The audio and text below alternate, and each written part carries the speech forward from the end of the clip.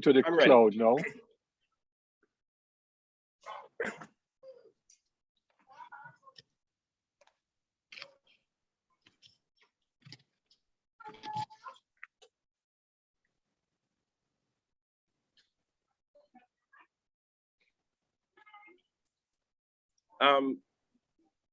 Mr. Richards, I heard Dr. James refer to you as Dr. Richards. Was that a correct assignment? No, it is not a correct assignment. I'm at liberty to confer doctoral degrees. Yes. I have chosen Anslem as one of the conferees. But I take that with all the good intent and blessing it comes with. Okay, great. All right. Yeah, but, gentlemen, I'm really looking forward to this evening. But as the Anslem or Mr. Richards will be fine. All right, great. Yeah. All right. Okay, so we should be live on Facebook now. All right. And so let me just say good evening, Trinidad and Tobago, and welcome to another episode of the MSJ's Tuesday Talk. I will be your host tonight, Ozzy Warwick, and I'm really looking forward to tonight. We have a very, very exciting topic, if I do say so myself, with two very esteemed guests, two towering figures in the landscape of Trinidad and Tobago. And the topic we are going to be dealing with this evening is Tobago, possibilities for change. And I know that a lot of people will be looking forward to hearing this discussion. And I think there's a lot of excitement since December 6th, 2021. There have been a lot of commentaries, a lot of discussions, people sharing so many different views, very wide-ranging views, if I do say so myself. And because it has, December 6th seemed to have created a buzz, not just maybe in Tobago or Trinidad, but even the Caribbean, with the landslide victory of the PDP, winning 14 out of 15 seats in the Tobago House of Assembly. And we do have the fortune this evening to have really two great guests, and I really do have the honor and privilege to interview these gentlemen. And I'm sure you two really looking forward to having an insightful conversation. Of course, the format is that the three of us will have a discussion around this question of Tobago, possibilities for change, and then we are going to open it up for the persons on the link, as well as persons viewing on Facebook, to ask questions or make their commentaries. We have, of course, Dr. Winford James, no stranger to any of us. He's an educator, lecturer at the University of the West Indies in linguistics. He's a columnist, regular columnist with the Sunday Guardian, and he's interviewed regularly in the media on political issues. Is very active in the credit union movement, actually, and was a former president of the Cooperative Credit Union League of Trinidad and Tobago. And we also have Mr. Anslem Richards, who is an economist and social scientist. He is the recently appointed economic advisor to the chief secretary of the THA, and has been the head of the Policy Research Development Institute of the Tobago House of Assembly, and is also an active credit unionist. So we don't have just analysts and advisors, but we have two active credit unionists. Now, based on these gentlemen's background, we would really seem to be discussing the political economy of Tobago, which conversation can go on for hours tonight, but we'll try our best to keep it down to just about an hour. But before I invite the guests to speak, I would like to share some electoral history in Tobago since the passing of the Tobago House of Assembly Act in 1980, because I suspect, and it's just a suspicion, I think both Dr. James and Mr. Richards will try to clear up that, but I suspect that there's a correlation between the results on December 6th and the political history, or one can consider the electoral culture of Tobago. So when the first THA elections was held in November of 1980, we had the PNM and what was then called the Democratic Action Congress, the DAC. DAC won 8 seats, PNM 4 seats. By 1984, interestingly enough, the DAC won 11 seats and the PNM 1 seat. By 1988, we then had NAR on the scene, and NAR won 11 seats, PNM 1 seat. By 1992, the NAR won 11 seats again. PNM still won. By 1996, the NAR had lost just 1 seat and independent, but the PNM 1 seat. So for 4 elections straight, the PNM had 1, 1, 1, 1. Just 1 seat.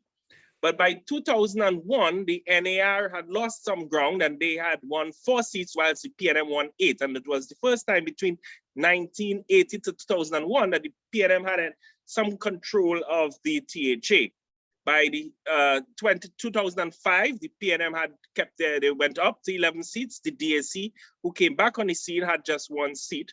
By 2009, the PNM had 8 seats, but then we had the Tobago Organization of the People winning 4 seats. And then by 2013, the PNM had a clean sweep with 12 seats, the TOP, no seats. By 2017, we had a next party on the scene, new emerging young party, the PDP. And in that 2017 elections, they won 2 seats. PNM had 10 seats. And then we had the January elections where we had the famous tie, 6-6. Instead of finalizing a power sharing arrangement, the central government decided that they want to change some boundaries and created 3 new seats to make it 15. Well, we all saw what happened on the 6th of December, 2021, where they got really, it was a landslide victory with the PDP winning 14 seats and the PNM going back to the days of 1988 and 92 and 96 with 1 seat. So let's start the discussion. Dr. James, what does this victory mean for Tobago and Trinidad, and what you think accounted for the margin of victory? May I give way to the younger man? I will come in after, but I mean that seriously. All right, Mr. Richards, he wants you to set the tone. Only if he insists, but I'm giving way to the younger man. All right, but let me say thanks for having me and thanks for inviting us to this platform to share with our listeners tonight as to what is happening in Tobago politically. Well, the victory in Tobago on the 6th of December is really a historic victory for the people of Tobago, and also a victory for democracy, because we have seen over the last 21 years the kind of undemocratic, uncaring behavior of an administration, because they had assumed a kind of stature of an authoritarian one-party state, and it has really angered Tobagonians to the core. But what they did not understood is the fact that Tobago is by and large an opposition political territory to the PNM, because you have given the history. And the only reason that they have survived that long is because the opposition to the PNM have found itself between 2001 and 2017 to some extent in a state of disarray or dysfunctionality. And therefore it was a free rein for the PNM. You remember that famous 12-0 in 2013 when they induced all kind of political race baiting in the debate with the Calcutta ship and all of that. So they have had a free rein, and they really had a free rein. When you go back to the Auditor General's report, you will see the state of affairs that happened in Tobago. And if you really go deeper into the history of Tobago, you will recognize that Tobago is really the center of the revolution in the Republic of Trinidad and Tobago. Historically, the information reveals that even in the colonial times or slavery, there was over 34 slave uprising in Tobago, and there was only 4 in Trinidad. And therefore, it tells you the kind of DNA that is vested in the bodies and minds of Tobagonians. So what happened on the 6th of December is not unusual. And what we in Tobago, and more so the people of Tobago is that we are revolutionaries, and we are going to change our government when it misbehaves in office. And that is a victory, and this is a victory for the people of Tobago. And the PDP came on the scene at the right time, and we have to congratulate Comrade Watson Duke for taking this bold initiative, this brave step to organize this political vehicle, and this started in 2015 when he ran in the general election of 2015, and by 2021 he have dislodged a very old political organization with massive state resources at its disposal. We see the obscenity of the campaign and the ads that took place.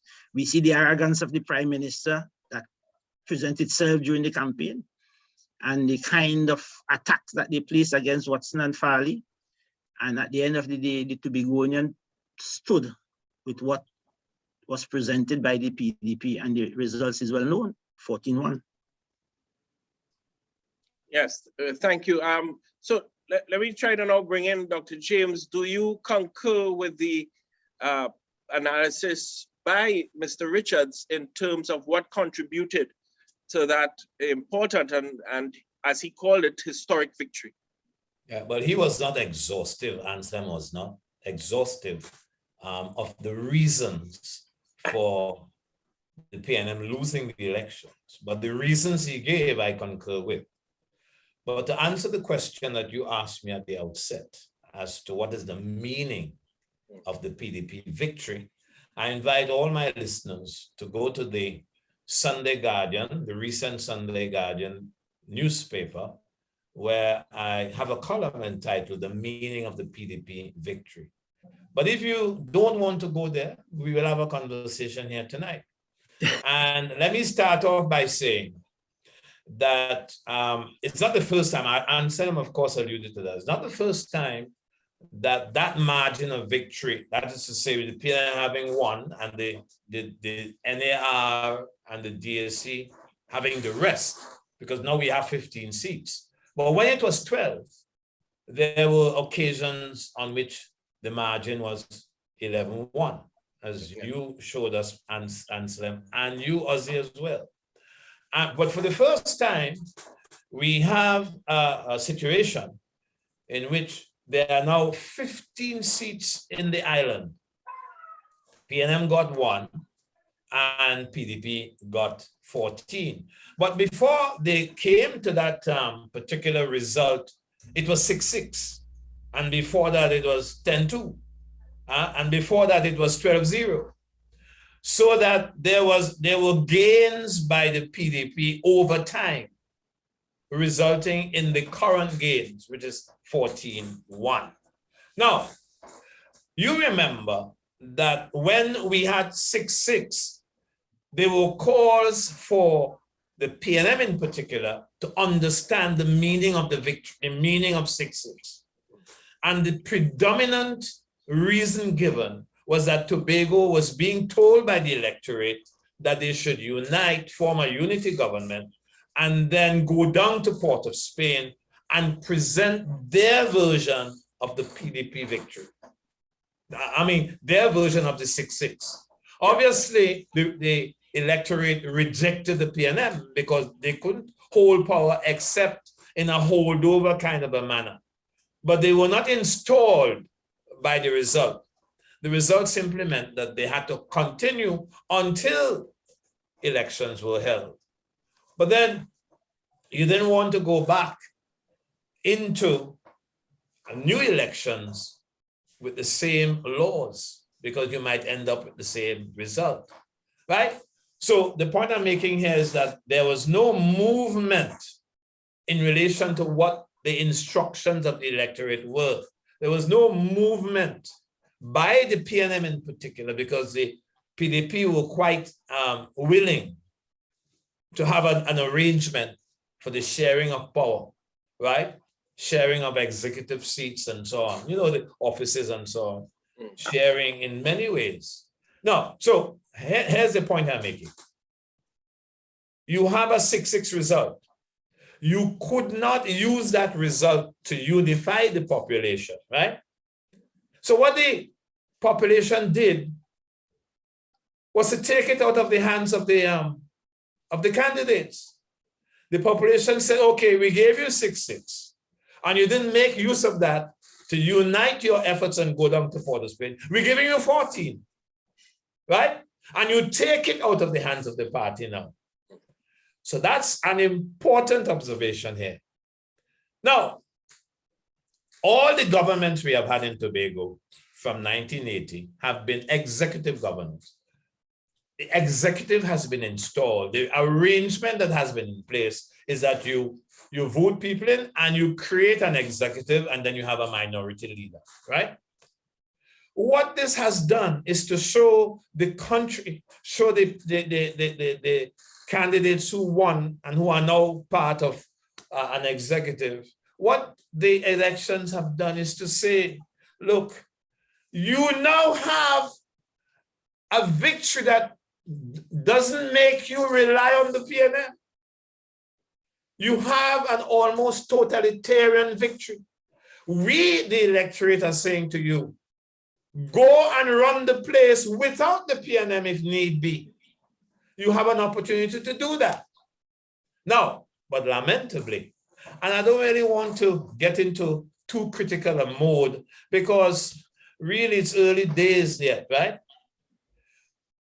But if you read my column, you will see the point that I am making is this, that you have a situation in which you could do differently from the way that it has been done in the past, but you went back and did the same thing. You elected, you put in place an executive kind of government. You have the power by 14, from 14, to make another kind of arrangement, but you choose to go along, right, to set up an executive kind of an arrangement. And that, to my mind, the meaning of the vote is that the PDP should set up a different kind of government. And in essence, that is a government of an executive and committees of oversight, because they have the numbers now. You do need to have oversight of what the executive is doing so you can have more democratic government. You can bring the people into the chamber, right? You can have them helping you to govern because you have used the numbers that the electorate has given you, right? To move away from purely executive government to a situation in which you have executive government plus oversight committees to make sure to keep those the executives on their toes. And that is in essence the meaning of the elections for me. All right, I mean, I think, and I will want to go and spend even a little more time discussing the transformational possibility, all right? Because I think you're right, Dr. James, it is early days. And of course, we are in a new sort of situation. So, you know, every step will have to be carefully thought out. And you really have to draw on not just experiences, but a commitment and a willingness to transform the current conditions. So I want to go back to Mr. Richards a bit, because I'm still trying to grapple with the major shift. I know you did mention that one of the contributing factors, and Dr. James did say it was not an exhaustive list, but what intrigued me was the authoritarianism that you mentioned, because when I listened to Dr. James' explanation of the 6-6 and the opportunity that was there, rather than use that to unite people or to usher in something different, you saw the PNM went down the sort of same old road. You know, this thing about win alone, fight alone, win alone. It's really a kind of an authoritative mindset that we and we alone should have the power. There should be no sharing. There should be no engagement. And I'm getting from you that that really played a big role in terms of how people responded. Yes, certainly, because the Tobago environment was really ripe and ready for a kind of new arrangement in the politics, a shift in the political culture, where you can bring the island to unity around core issues, and by showing that kind of collaborative functionality between the different parties, because we have had a long struggle in this dividing politics that have plagued the island for a number of years. And therefore, the results of January was interpreted as creating that pathway. And certainly, Comrade Watson would have presented to the other side the option of them sharing an executive arrangement and putting together a new political culture, a new beginning that will really change the ideals of the politics in Tobago, and that was rejected. And therefore, I think that what followed that is that hangover or holdover executive that really behaved in Tobago like they would have won the election and spending without restraint, without consideration. And they were spending, and more than that, they had a loser who continued to sit as the Secretary for Works and Infrastructure and spending millions of dollars, while the guy who displaced him, who won the election, was outside with no resources to help or service his constituent and his constituency. So those things were really obscene and offensive to Tobagonian. And I think that Tobagonian waited for an opportunity to really weaponize the index finger, as it were.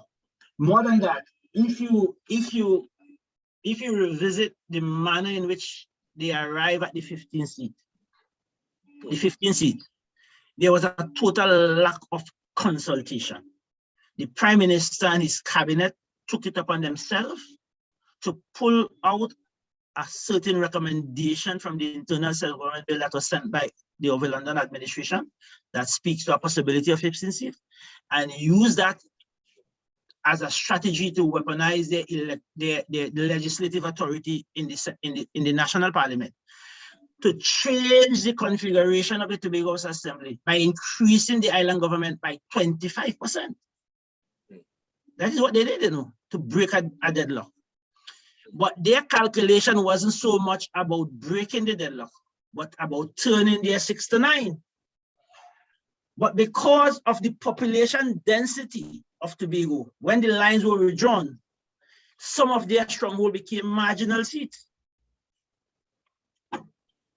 and were within play for the PDP, and with good strategy on the ground in terms of canvassing and data collection and data analysis. We knew from that perspective that the PNM was an easy target because of the level of discontent. You see, you can sample the population and come up with projection, but when you get the census on the ground, the census was that they had enough time for them to go.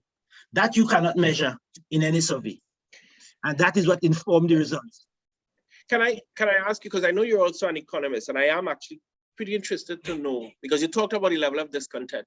What was some of the economic considerations leading up to or even influence the election results in terms of the material conditions of people on the ground? How people in Tobago were feeling, what they were, and not just feeling in terms of sentiments, but actually in real terms, in terms of their quality of life, the reproduction of their daily life. Well, and I'm certain that Winford will agree with me, the pandemic in the last probably 2 years would have significantly impacted the Tobago economy. As a matter of fact, it have literally wiped out the tourism sector. It have hit businesses, and you know that the Tobago business sector is largely a service-driven sector, powered up by government services and distribution. The government revenue has been reduced because of the state of the national economy, and our economic reality is mirrored by the national realities, and that would have had significant impact on commercial and business activity in Tobago, which has a filter down effect on the average man in the street. So we had significant economic and social challenges in the pandemic. The management of the COVID-19 situation in Tobago has not been done well. They have not built out a parallel healthcare system since the pandemic, and we have a very compromising situation at the Scarborough Hospital, where our COVID patients are housed there in what used to be the outpatient clinic, which is a total I don't know how to describe it in medical terms, but it's something that should not have happened, period, when you have a pandemic like this. So, and then you had the hangover executive finding money now to do all these makeshift projects to influence votes. and the level of advertisement and ads for the election, I think all those factors coming together really annoy Tobagonians because Tobagonians are very contented people. We have a tendency to be contented even in situations where we are being abused. But there comes a time in the Tobago psyche when enough is enough, and they will move. And when they move decisively. And that is what happened on December the 6th. So we have given, the PDP has been given a new opportunity to really reconstruct and build out a new Tobago, a Tobago that works for all, a Tobago that doesn't look at the association of any Tobago, any organization, but a Tobago that provide opportunities and services and cares for all Tobagonians. So what we need, you want to go to Dr. James? All right, go ahead. No, go ahead. And I'm sure Dr. James wouldn't mind giving way as he did earlier. Well, not forever. Continue. No, continue. It's been going on forever. Well, let me make way for Dr. James. I'll come back. I like to listen to him, but he can't go on forever, can he? Okay, Dr. James. Well, as I go back to Dr. James, and I will come back to you, Mr. Richards, because I think you raised some points that have me thinking through some additional questions. But I like how the conversation shifting deeper into this question of transformation. Now, I was very intrigued by the PDP's manifesto. I actually read it. And one of the things that struck me is the first part of it, where it talks about the transformation. And it's stated to inspire and impact good governance and transparency so that we are responsive to the needs of all people and to efficiently work on making Tobago an independent state. Now, Dr. James, in terms of the possibility of real transformation in Tobago and this question of governance, how can we, because I think you alluded to it a bit, and for those who may not have read your column or will read it, but you have that opportunity here now. How can we really use this opportunity to put power into the hands of people? In other words, how can we ensure that Tobago is democratia, as they say? Well, that's how I shape my discourse on the occasions in which I have spoken. First of all, let me just say this. The PDP is determined to have that transformation. The PDP has the commitment, right? I know some of the players personally, so I'm not just saying what they have said on the platform, but what they actually believe. The question of Tobago's dependence on Trinidad, economic dependence, and I'm sure there is dependence of other kinds as well. The question of the dependence of Tobago on Trinidad and the Trinidad economy is a sore point, right? And the PNM has made Tobago mendicant in that context. So the PDP is hell-bent on changing that state of affairs, but there is a language that we use to capture it. So we talk, and the Joint Select Committee has also talked using the terms I'm going to now mention. We talk about something called self-determination, and we talk about something called equality of status. This is why Fadi Augustine says, my deputy chief secretary will have the portfolio of prosecuting the governance issues, right? He basically said that. Now, and that is to tell you how serious they are. The office of the deputy chief secretary dedicated to that function. Now, what is this thing we are calling equality of status? We don't have, Tobagonians are not equal in status with Trinidad. When the budget is concerned, there might be, you might argue that up to a certain point there's equality of status. Why?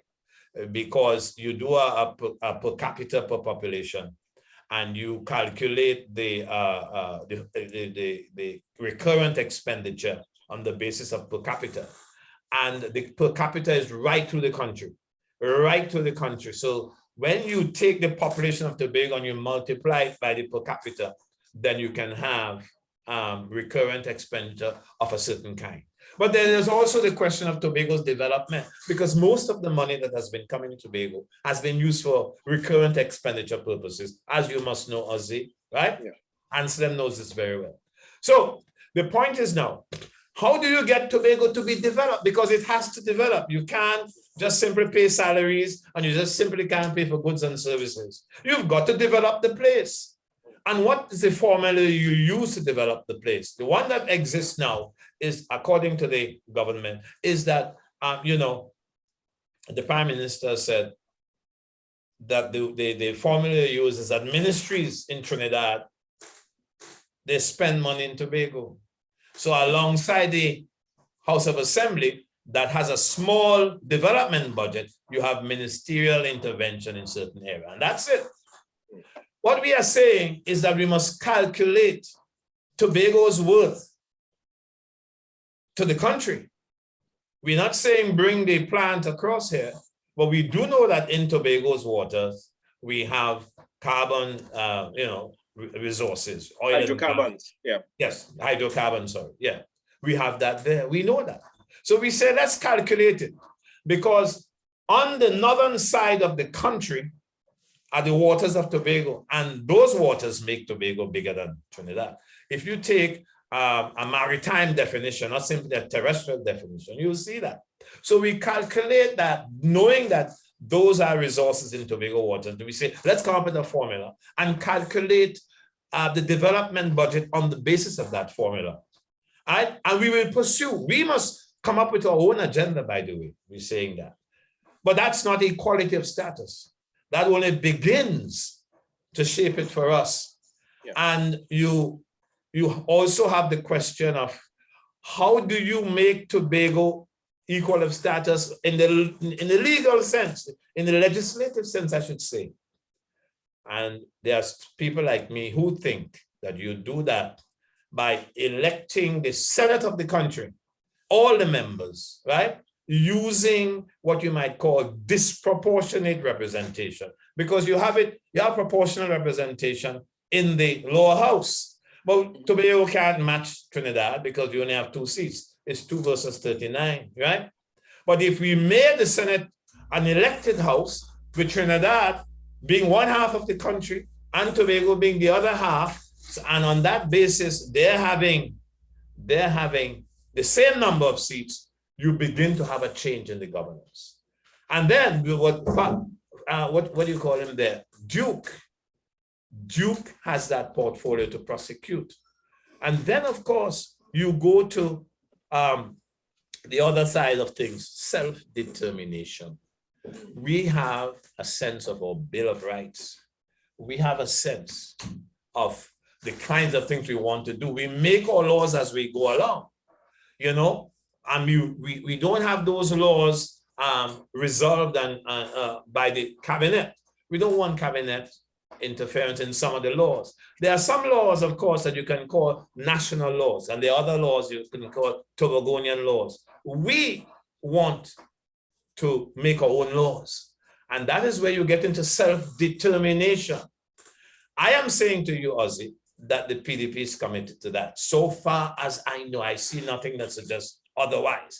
And that is why I say to you at the beginning, after I allowed Anslem to talk, that is why I said at the beginning, you've got to have oversight committees to prevent executive tyranny.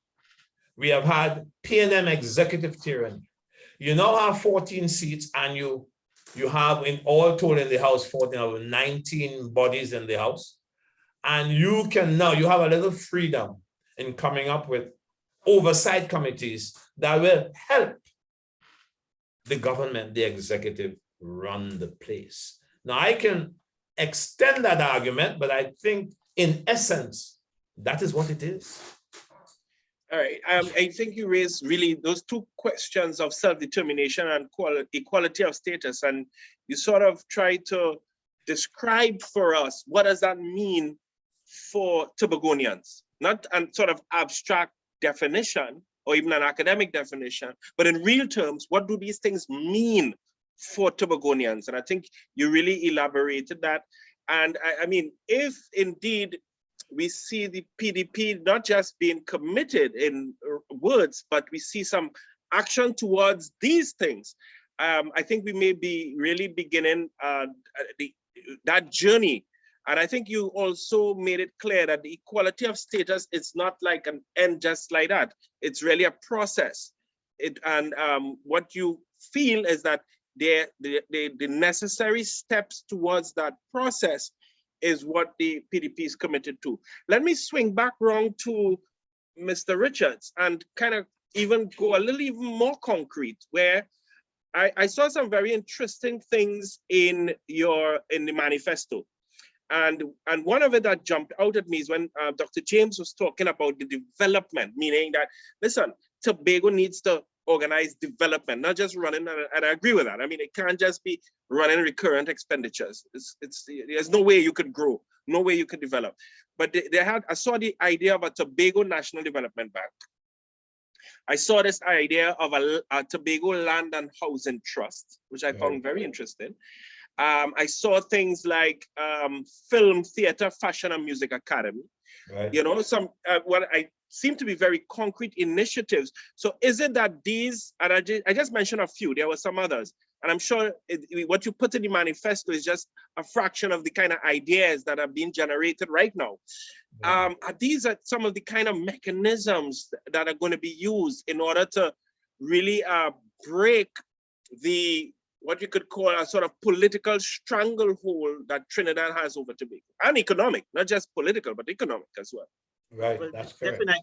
Definitely, those statements are concrete statements on some of the pathways that we are going to pursue to transform the Tobago economy and the minds of Tobagonians, and getting them mobilized and energized to bring their skills and resources to bear on the activities that will transform not only the lives of the current Tobagonian, but for generations to come.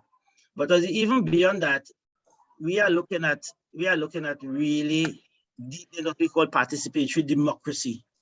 And the strategy for that is really to set up this constituency development fund. And you will hear the political leaders speak to that on the campaign trail of a 10 million per constituency.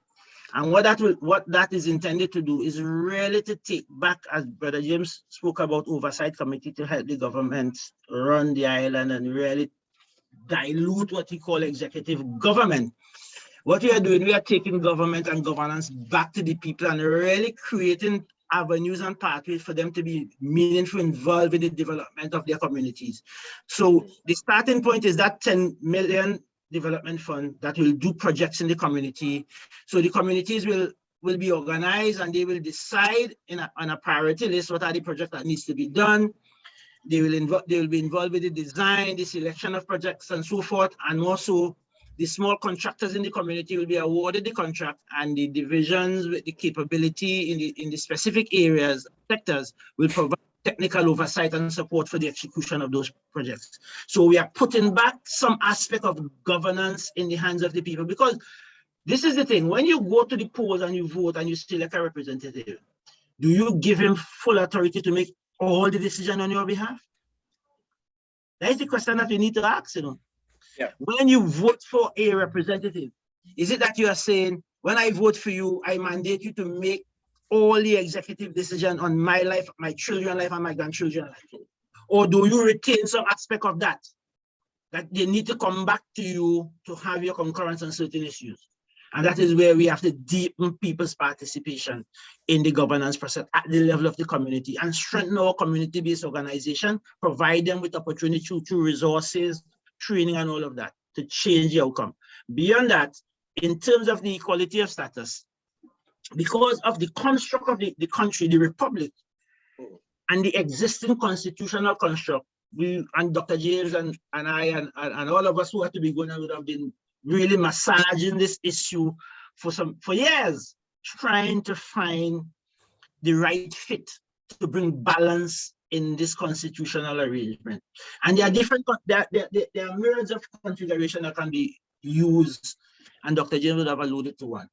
So we were searching as to where can we initiate equality of status?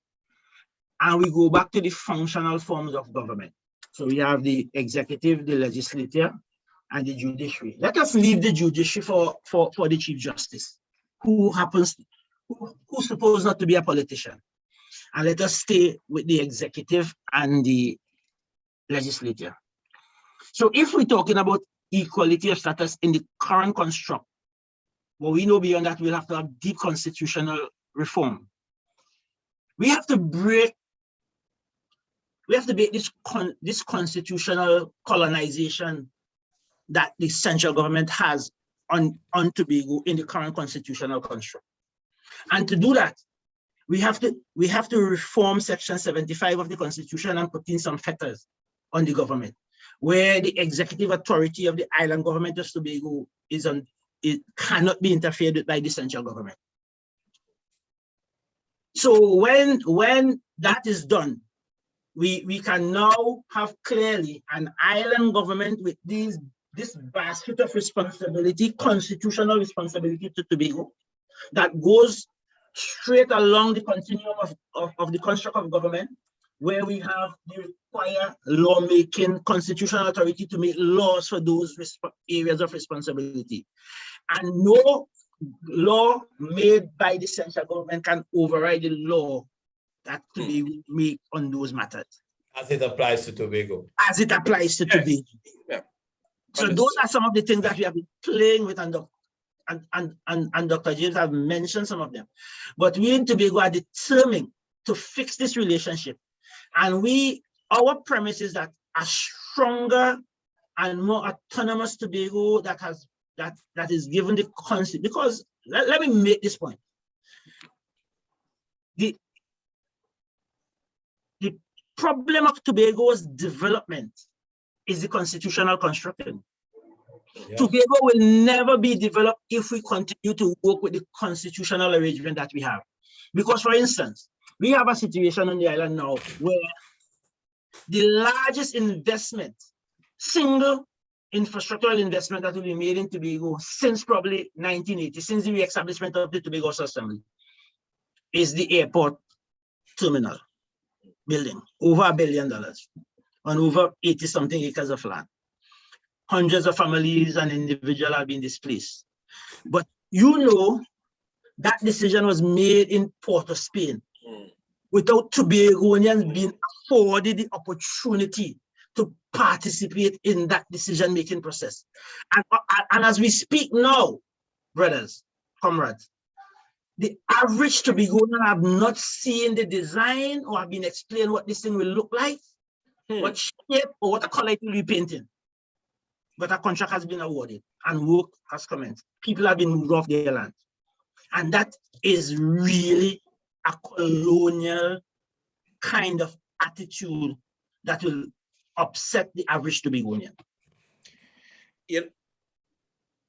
So I say that to say that if the central government and the people of Trinidad and Tobago come to the understanding that a stronger, better constituted Tobago island government with the requisite constitutional authority will result in a stronger Trinidad and Tobago, and Tobago can be used, or Tobago can play a significant buffer role for in the national context of Trinidad and Tobago, because we are poised to be a clean foreign exchange earner in the current global construct of this climate emergency that the global community is facing. Because we have already been prepared by the nature of God, or by God's nature, for an offering of an international tourism product that is exceptional and has what we call its inherent differential advantages. Not comparative advantages, no, differential advantages. There is no other tourism space in the world that is Tobago. It is different. It is unique. It is only one Tobago. Totally agree with you and endorse completely what you said. And you know, you made a very powerful statement, and I think this is the statement that really should resonate with people in Trinidad. When you said that a stronger and more autonomous Tobago will make a stronger Trinidad and Tobago. That is a very powerful statement. And you know, if that really resonates with people in Trinidad, you will have people from Trinidad rallying and supporting the efforts for this transformation. Because you made the point and you gave a concrete example of this question of constitutional colonialism. I mean, how could it's so unthinkable, and it violates the very principle of what democracy is, democratia, the rule of the people, where you can engage in a $1 billion project and not include, allow the participation of the people to decide this. I mean, that was really, yeah, I mean, that is quite something. Now, what I want to do is open up the floor. I do have a question for Dr. James, but I want to just let the audience know that it's now, we are opening up the floor.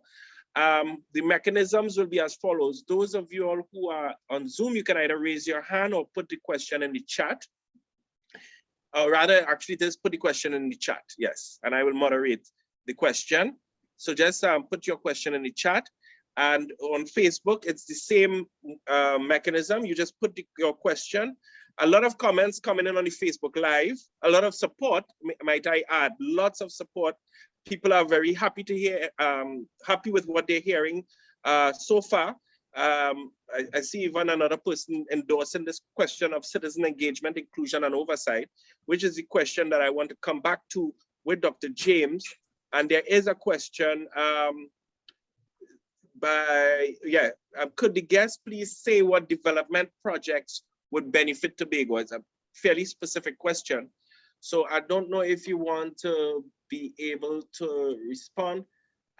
May I ask George, Bob, can you put your question, because we want to moderate this properly. If you could just put your question or comment in the chat, and I will read it out for the guest.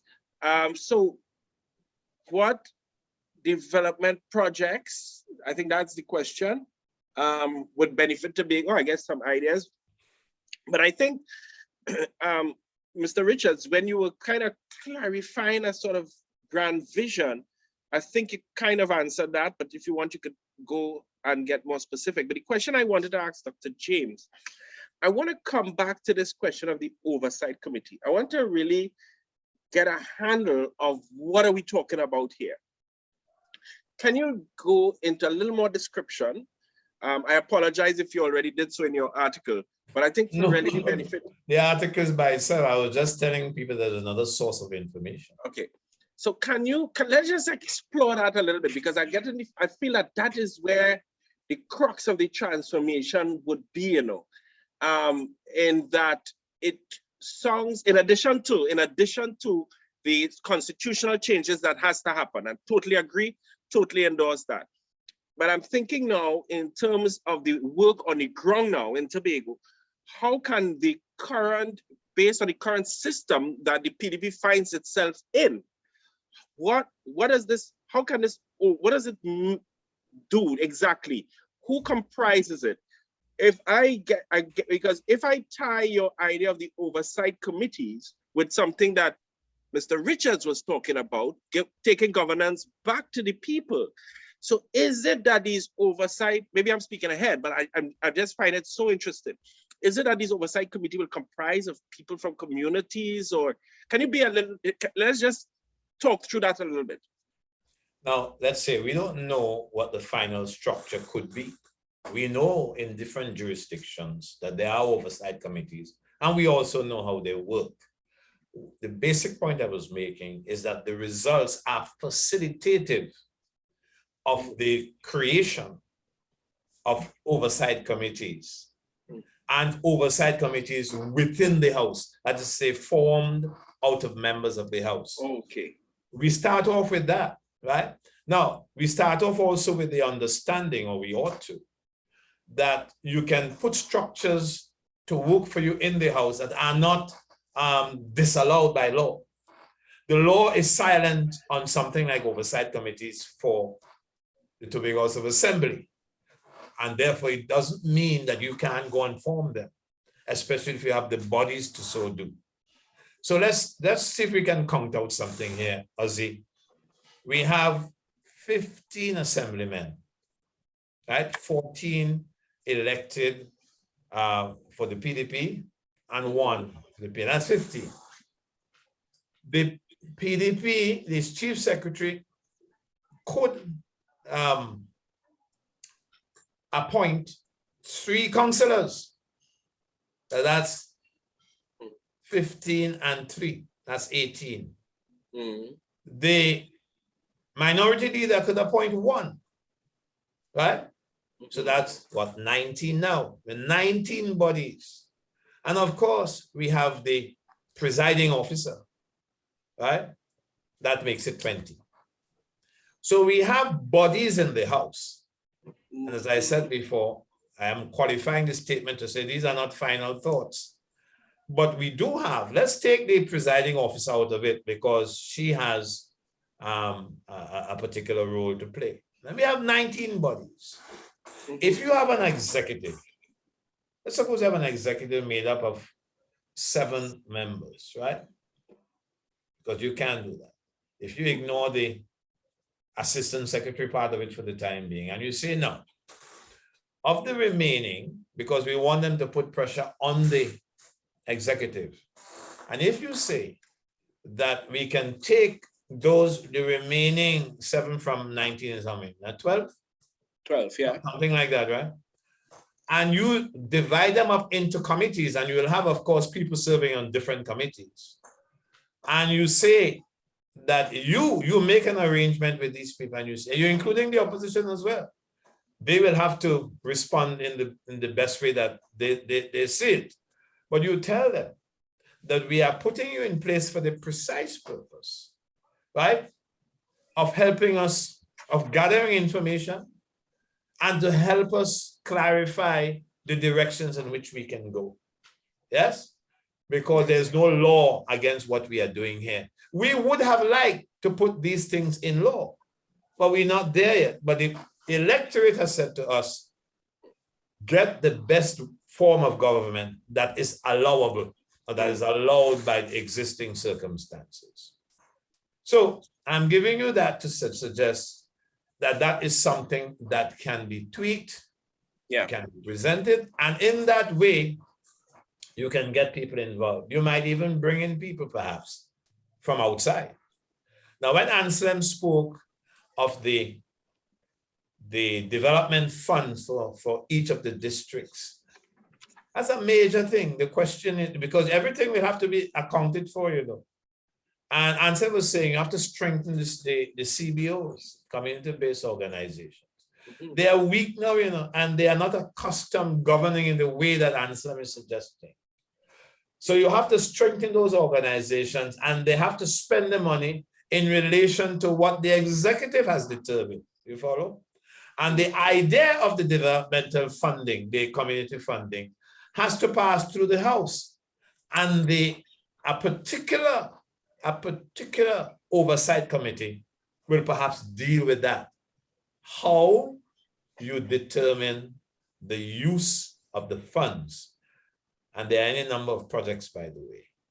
Other projects, by the way, I may quickly mention, is the question of rationalizing our education system by coming up with a skills-intensive track to cater to the various intelligences of those who have fallen through the gaps and the holes on the academic side of things.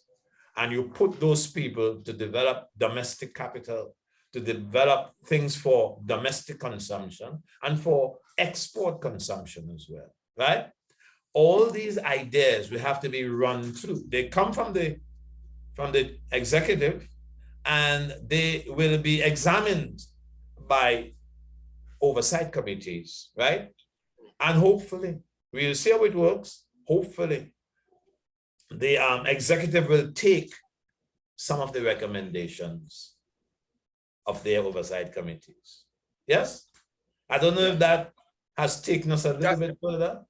Yes, I mean, this is really exciting because, and as you say, it's not final thoughts. No.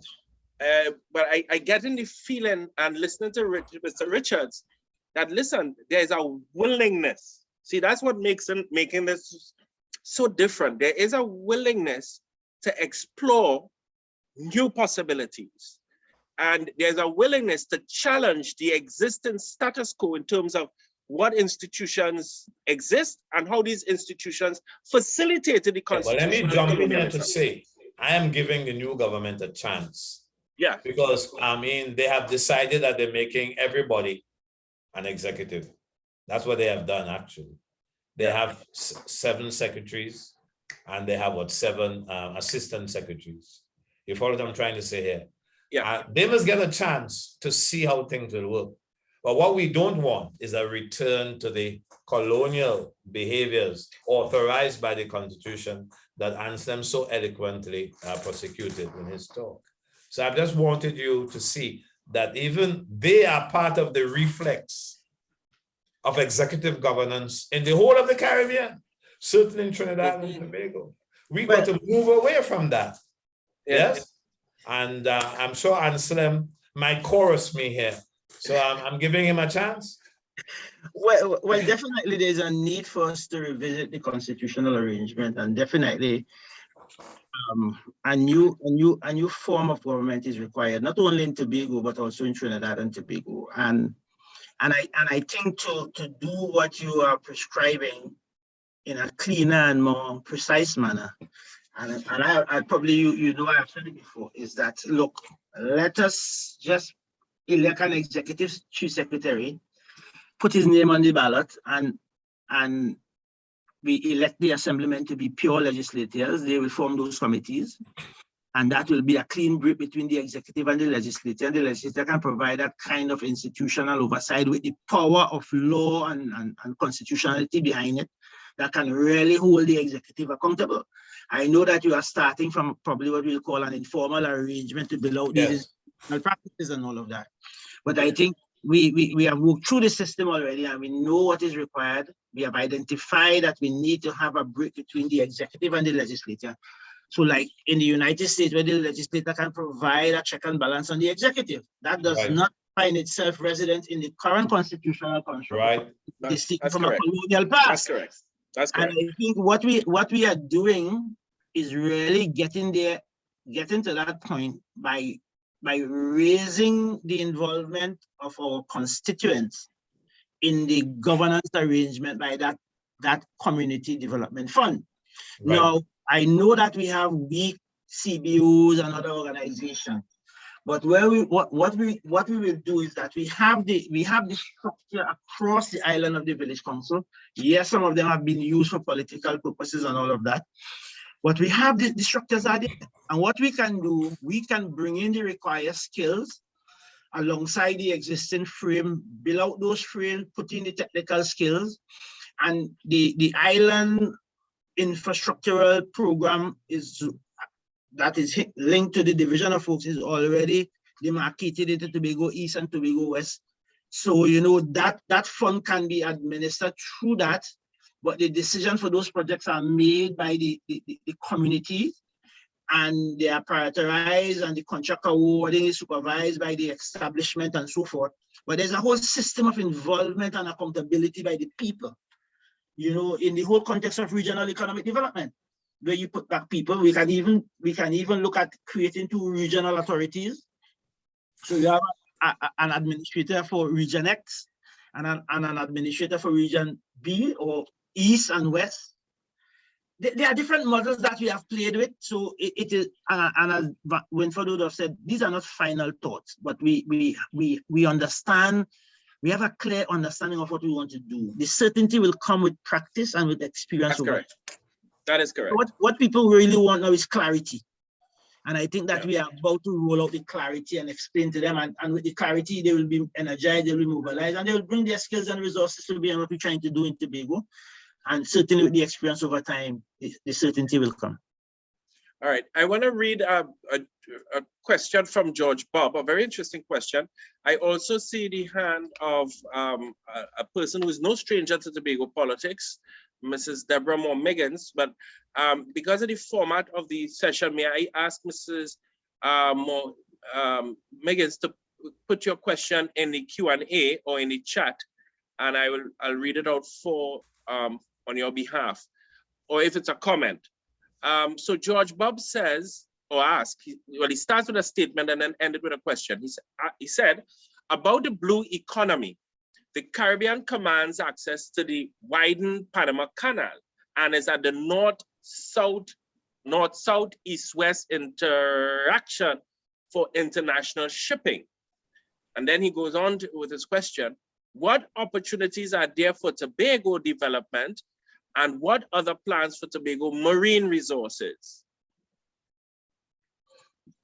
Well, we know our geographical location provides good marine opportunities for revenue generation. The reason why Tobago was fought for a number of times over its life by different foreign powers is because of its geographical location and the strategic location of that. And it provides good opportunity for earnings for marine traffic and all of that. In terms of our marine resources, I think Dr. Winford would have pointed to that. We need to have some kind of estimation as to what are the hydrocarbon deposits in our marine space. When we define Tobago in keeping with the international laws of the sea, what our space would be in the Republic of Trinidad and Tobago, we need to have an estimate of what those resources are. We don't have to bring them to Tobago. We can account for them, even if in the actual way, actuary way, and have a sense of what we are generating. And if we are aware of what we are generating to the national purse, we can now engage the national government and say, if we are extracting 100 barrels of oil out of Tobago, we need out of every 10, out of every 100, 10 should come to Tobago directly to go in a provident fund or for some kind of funding for Tobago's development.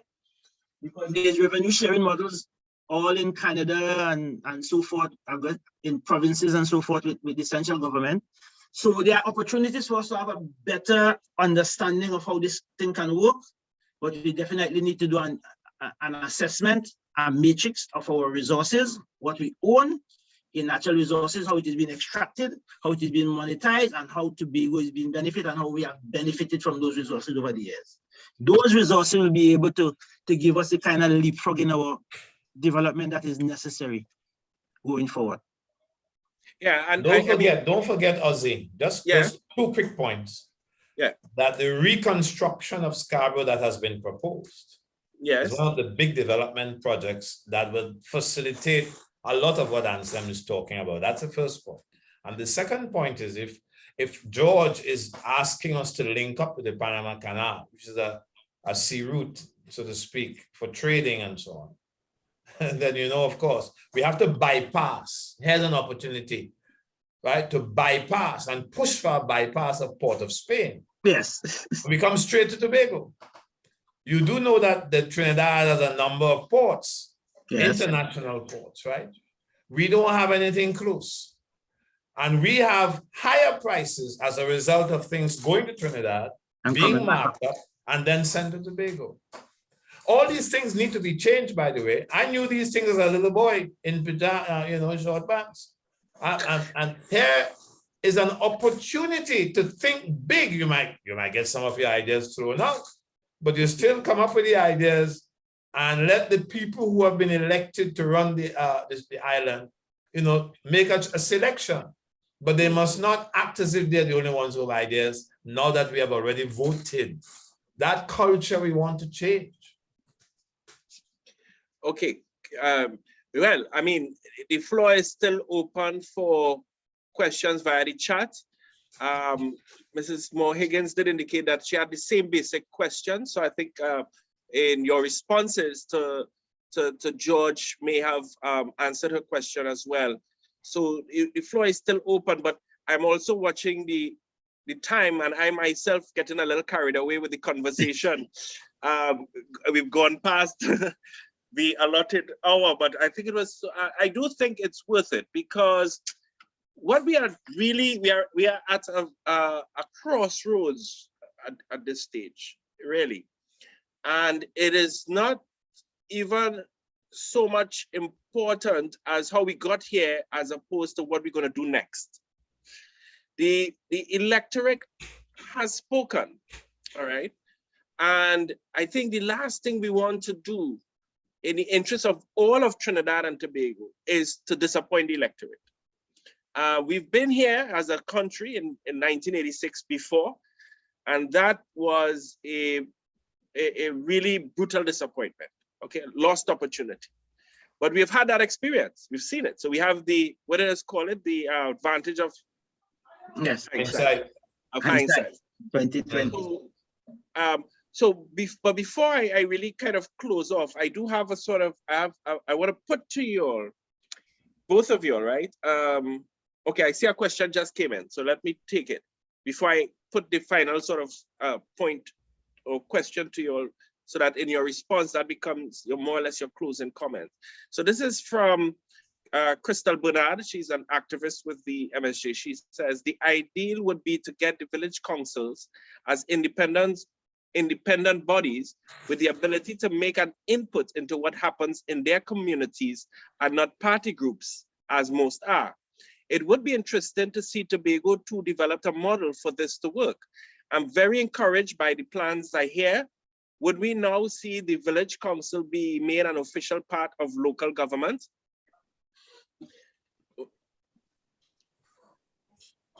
Let me take that.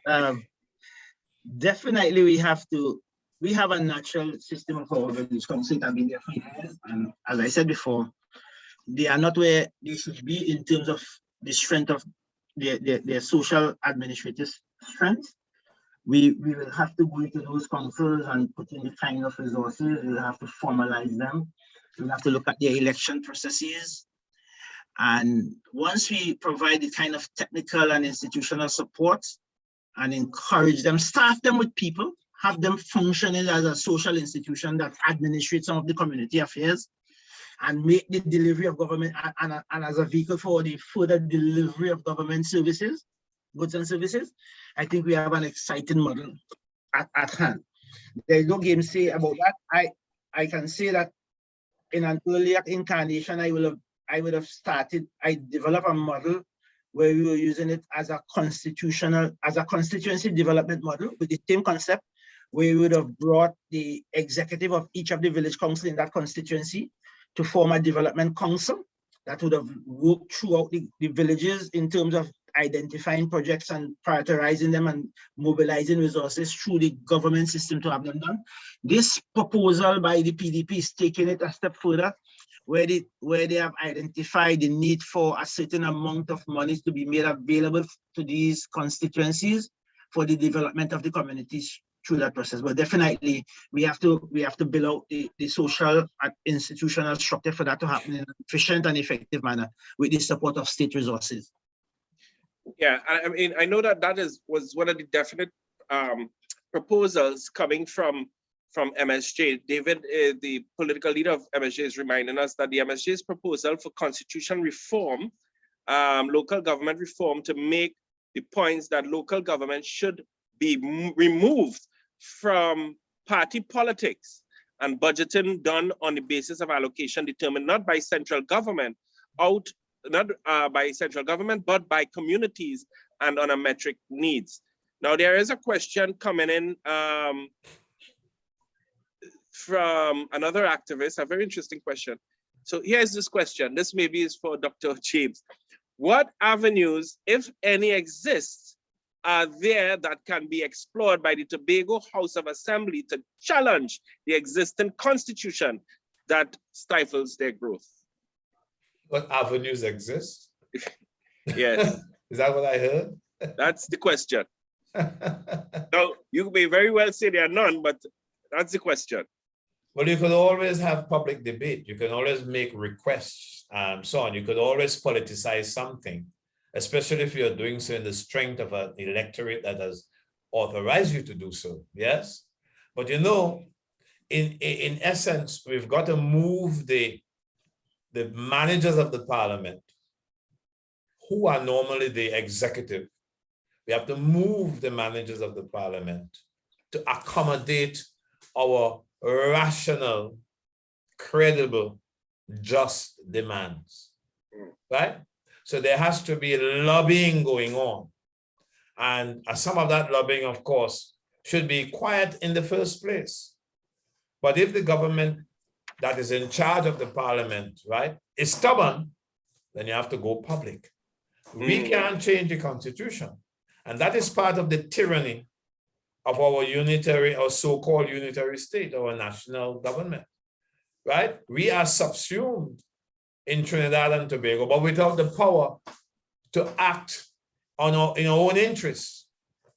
Let me just give you an example that might clarify a little bit further what I'm thinking of here. Take land. Land in Trinidad and Tobago is controlled by the cabinet via, of course, the Town and Country Planning Department.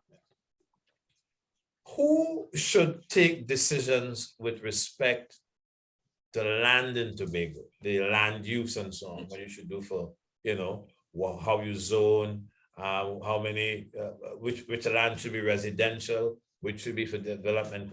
Who should take that decision?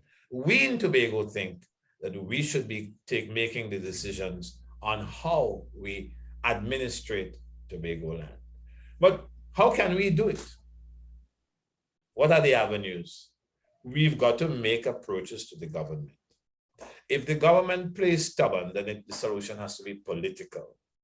Now, with respect to the shape of that political solution, I don't know. But I'm saying there is an avenue there to resist the tyranny of the cabinet and the tyranny of a parliament that via proportional representation has the advantage 39-2. Yeah? And that is why I'm saying you need to have leaders who are forward thinking, who understand, as Anslem was suggesting earlier, that Tobago can contribute to the development of Trinidad and Tobago if we have more progressive leaders. Yeah. I cannot do better in a conversation like this. I can expand the point, but I know the limitations of time. Yeah, I mean, I almost feel like we will have to have a part 2 because this conversation is going, I mean, so fascinating because what I like with the conversation is that it's not just an abstract academic conversation, because there's a real situation in Tobago where the PDP has 14 seats. Yes. Ozzy. That's real, yeah? Yes. Yeah, Mr. Richards, go ahead. Right. Let me just share something from the United Nations Charter.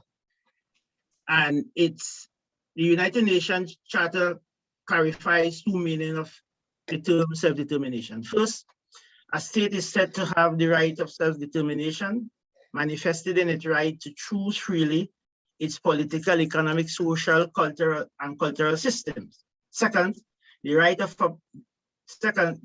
self-determination is defined as the right of a people to constitute itself in a state, otherwise freely decide the form of its association with existing state, right? With existing state. Both meanings have their basis in the UN Charter, Article 1, Paragraph 2, Article 55, Paragraph 1. With respect to dependence territories, the Charter asserts that the administrating authority, listen carefully, the Charter asserts that the administrating authority should undertake to ensure political advancement and the development of self-determination. Tobago,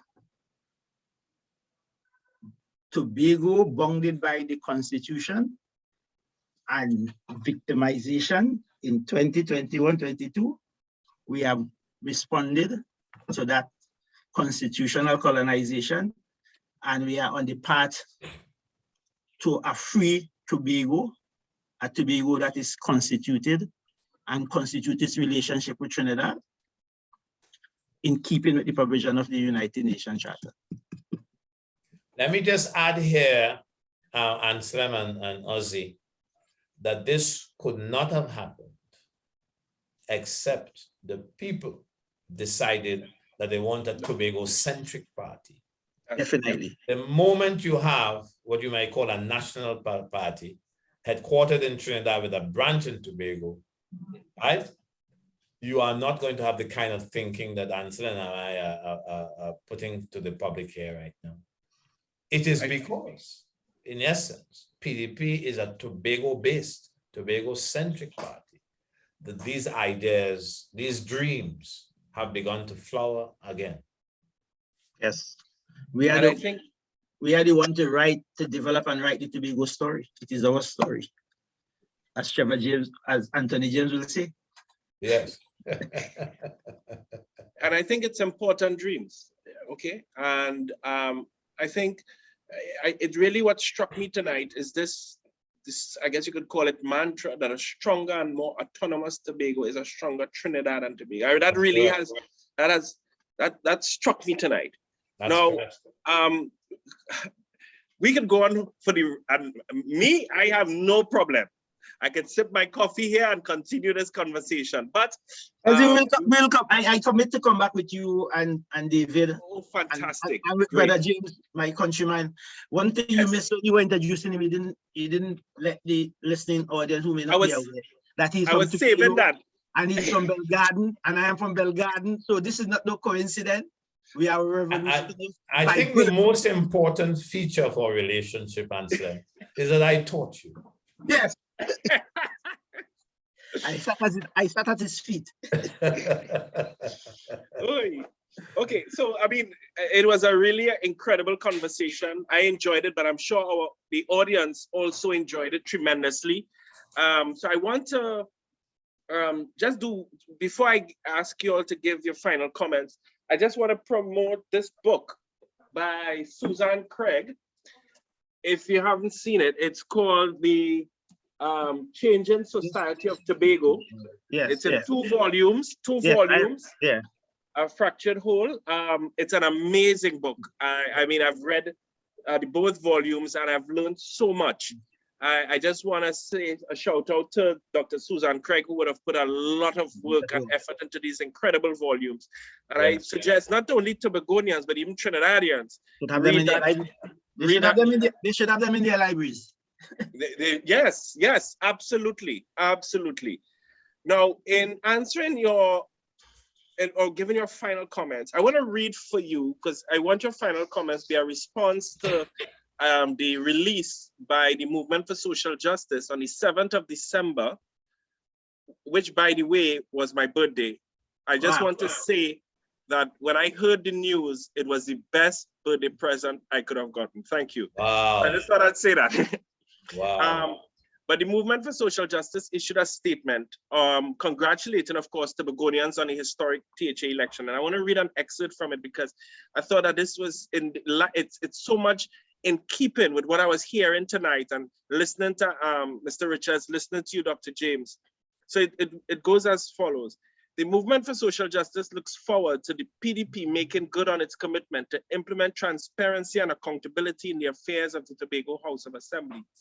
We also believe that the overwhelming mandate received by the PDP presents an opportunity to fashion a new development approach in Tobago based on principles of fairness, equity, and participatory governance. Amen. In concrete terms, this means the promotion of the social economy of cooperatives, small and micro enterprises, and the opportunity for the many, not just the few, to be involved in decision making. If this is achieved, Tobago could well be a model for the entire country. What are your thoughts on that statement? And I'd like that to be your sort of closing remarks. Well, Ozzy, we are not setting out to only be a model for the country. We are setting out to be a model for the region and the rest of the world. You will hear Augustine Farley mention that we are going to be the greatest little planet on the earth, the greatest little island. Yeah. Right? We definitely going to convert the mandate document into a policy agenda, where we are going to state clearly the policy objectives and the deliverables for year 1, year 2, year 3, year 4. So that becomes an operational document for the implementation of those promises that were made in that mandate. So we have a working document, and we'll give life to it through the budgetary process. We are committed to participatory democracy. We have spoke extensively to the issue of the Community Development Fund, which is really the vehicle to start that transformative activity in the Tobago political culture. We are committed to fairness, transparency, and involvement of all Tobagonians.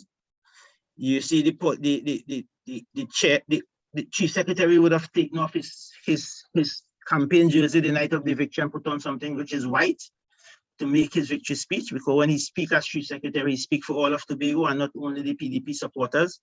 So these are small steps, but very significant demonstrative effects that we are about Tobago's business. And we will not be cowed, we will not be deterred. We are going to pursue the livelihood and the protection of Tobago's livelihood and Tobago's entitlement and right relentlessly, without fear, favor, or ill will. Yeah. Well said, Mr. Richards. Thank you. Dr. James? I myself can find no fault with the MSJ statement, except, well, it's not a fault, except to point out that we have gone further. We have gone into the area of implementation, and we have come up with concrete ideas with respect to how you can have, for example, participatory government. Yes. We really need that. And you can't have participatory government if you don't have accountability. And accountability, we have addressed the question of accountability structures, right? We have talked about how the Constitution can be varied. And I imagine the PDP will advocate very strongly to the government of the day on these matters, right? But the most important thing here is that the PDP has ideas that are implementable. When they try to implement, they will, of course, learn. They will see what will work well and what will not work so well. And they will make the adjustment. And in fact, that's what I am hoping. But these young men, they are bright. They are committed to developing the lives of people. They know that there has been stasis since the 1880s in this island, Tobago, right up to the 2021. They know that. They know that all the political interventions so far have not brought the fruit that was expected, not under Robinson. Well, let's go back before, not under Big Art, not under APT James, not under Robinson, not under Ho Choi Charles, not under Orville London, not under Kelvin Charles, right? Not under, of course, the holdover secretary, Ansel Dennis. Things have to change. So there is a lightheartedness in the atmosphere. There are dreams that the young people are dreaming again. The young people who are not just depending on a state work to get by, but they have dreams to participate in the robust development of the island. And they want to have the market, the economy expanded. They want to let their freight run free. You know, it's a dream that has become suddenly realizable, right? And you see that Scarborough reconstruction, that holds so many promises, so many possibilities, so many realities. And when you marry that with the development of the blue-green economy, exactly, it's fabulous. It's hair raising. Yes. Yeah. And our young leaders are energized. They're energized and they're smart, Anslem. Yeah, very smart. When you hear you know what somebody said about Farley recently? Ferdy Ferreira, in a letter that the Express called Letter of the Day, said that this young man is exceedingly bright. In all his political experience, he has never heard somebody like him. Seriously.